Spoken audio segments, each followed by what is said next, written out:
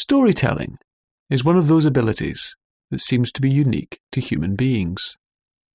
While other animals can certainly communicate with each other, it seems that only humans are able to tell long narratives about events that happened in other times and places.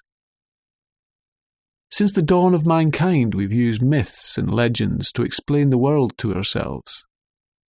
In the beginning, those stories were about gods and goddesses, fairies, ghosts, and goblins.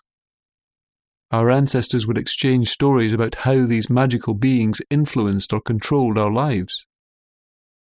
These days we use scientific evidence from physics, biology, and archaeology to put together new stories about the Big Bang, evolution, the history of our species, all of which allow us to form new explanations, new narratives that tell us who we are and how we came to be. But there's always that drive within us to turn memories, facts, and information into stories. If you see a branch of a tree lying on the grass in your garden, that's not just an isolated fact. You instantly, even unconsciously, tell yourself a story about what it means. You might think, gosh, that huge branch must have fallen because of the storm last night. It must have been a bad storm. We're lucky the house is okay. You put events in context. You give them explanations and a meaning. And you do the same thing with the story of who you are. You give meanings and explanations for the different events in your life. You might not always or ever repeat these stories out loud to other people, but you will run this story in your head to yourself. And sadly, in my many years of experience helping other people as a therapist, I've noticed that so many people tell stories about themselves that are far from fair, balanced, compassionate, or hopeful. So many people have a tendency to overemphasize their failures or their moments of bad luck and dwell on them, and underemphasize their successes and times of deep satisfaction and fulfillment. So they end up creating a highly unbalanced, unfair story about themselves. Another thing we all tend to do is forget whole periods of our lives.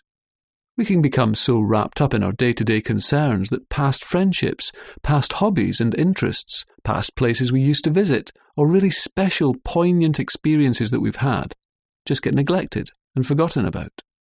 A friend had an experience of this recently when he found some old video footage of a comedy sketch he and a friend had filmed when they were teenagers. He watched it in amazement and realised that he'd completely forgotten that he'd ever made those films, and as he watched all the outtakes and all the time, effort and hard work the two of them had put into that project, it reconnected him to some really worthwhile and satisfying experiences that are a genuine part of the story of his life. So I'd just like you to be open to the idea that you don't actually know the story of your life. To the idea that if a book were to be written about you, recounting all the hopes of your life, the difficulties, the challenges, the successes, the relationships, and the whole journey of how you came to be, it would actually surprise you. It would remind you of times you'd long forgotten about and give you a richer, deeper appreciation of who you are, in a way that's fair, balanced, and compassionate. And this session is going to help you hypnotically experience the reality of reading that book, of understanding the story of your life in a deeply healing, enlightening, life-enhancing way.